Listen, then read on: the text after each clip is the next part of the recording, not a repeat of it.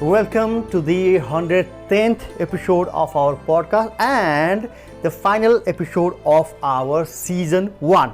Yes, so this is going to be the final episode of this season. For those of you who have been watching to us and listening to us regularly, as you know, podcast at the end of the day is a weekly career guide for the newly arriving young immigrants in the US. And in all of our podcast episodes, we have been talking to professionals who are from different immigrant communities in the United States and from different sectors of professions. We talk to them about the stories of their struggles, the stories of the path, and how they navigated their career as they tried to navigate their career transition process in the US after their migration to the US. Right, and even though we are ending the first season of our podcast, you can always find our podcast on online archive. That is, you can go to either podcast at theendoftheday.com to listen and watch previous episode, or go to Spotify, iTunes, wherever you can find us. Yes, and again, thank you so much for regularly being with us. We have been running this podcast for over 2 years. Yes, 2 years. Yeah, for over 2 years, starting from May 2018, and you have been continuously with us by sending us your feedback. So your feedback speaks to us and tells us that you are listening to us, not only from the US, but from Nepal, from India, from Russia, from different places in UK, from Australia. So we are really touched by your feedback. Thank you so much for continuously being with us, listening to us, and continuously watching us. Yes, and a big shout out to all our amazing guests for sharing your personal stories of struggle, motivation, and for sharing your key moments of ups and downs as you worked on fulfilling dreams in this new home, America. Had it not been for you, this podcast wouldn't have been possible. In February this year, that is in 2020, we were interviewed in the CUNYcast podcast. And CUNYcast podcast covers smart voices, good stories, and thought-provoking conversations from City University of New York. You can tune into CUNYcast podcast on your favorite podcast platform. And here's an excerpt from our conversation with its host, Rick Firstman. He was really curious to know why we started podcasting in the first place. You two came here from Nepal soon after you got married. Tell me first a little bit about the life you left behind. You were both working in the media, had good jobs. Mm-hmm.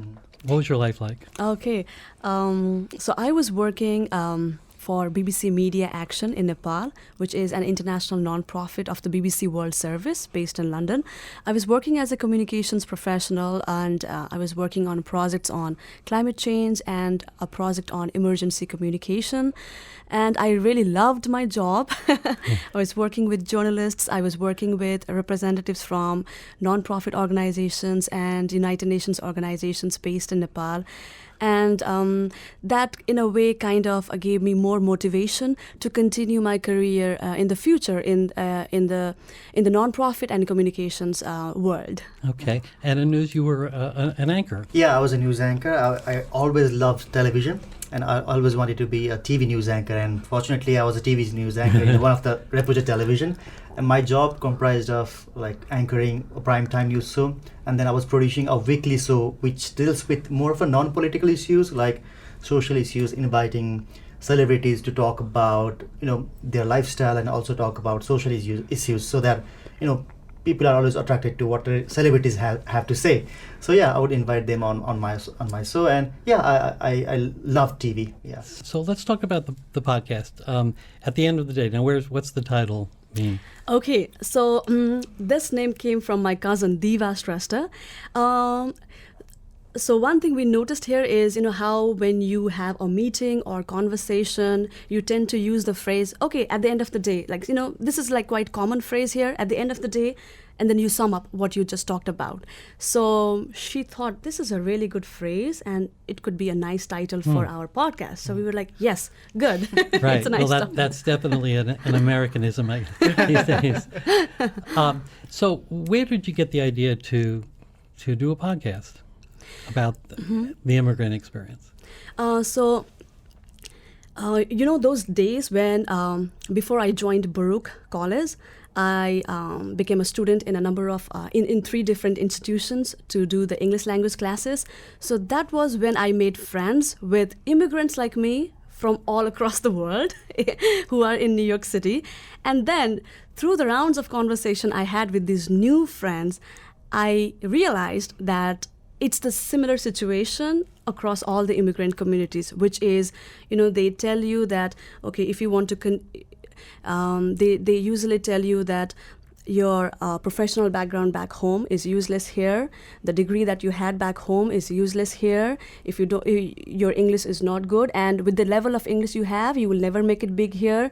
And it's a waste of time to try working on your career here because it's never going to be possible. So that's the kind of message that we are given from our immigrant communities here.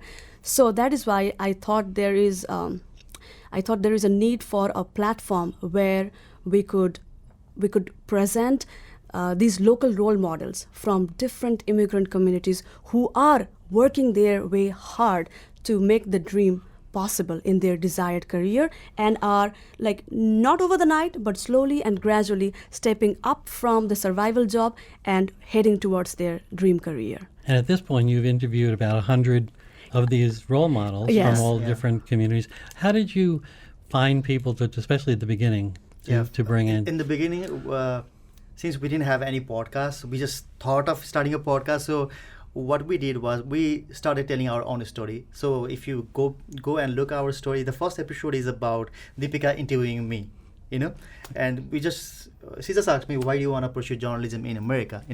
It's really hard. So I told my story because storytelling is always what fascinated me. I was a storyteller in Nepal, and I want to be a storyteller in America as well. And this is what I love. And I shared my story. During those time, I just graduated from CUNY, Graduate School of Journalism, which is now Craig Newmark. And I was just, I was hustling, American way of saying. I was hustling. I was doing some unpaid internship, paid internship, and I was applying to a bunch of places. And I was telling my story to Dipika saying, okay, it's not happening right now, but it's going to eventually happen. This is how we started our podcast. She interviewed me. And after that, one episode was done, and then we started reaching out to our friends who were doing good in their career.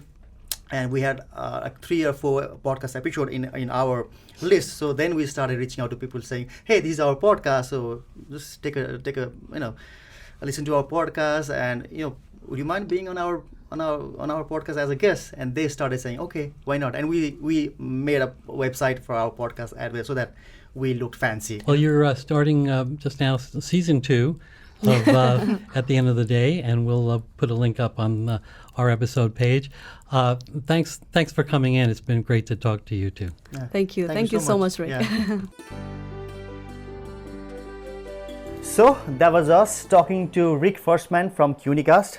Here we were talking about our podcasting journey, our podcasting motivation and experience with him. Yes. So with that, Yeah. it's time to say bye-bye. Yeah, it's time to say bye-bye. We hope to stay in touch, and we also hope to come soon with the second season of the podcast.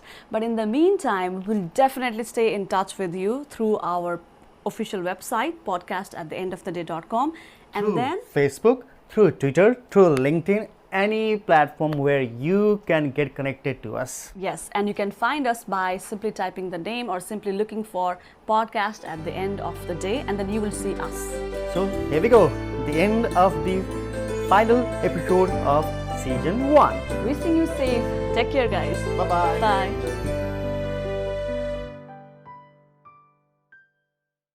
Hello, I'm Ian Hull from the U.S. Census Bureau.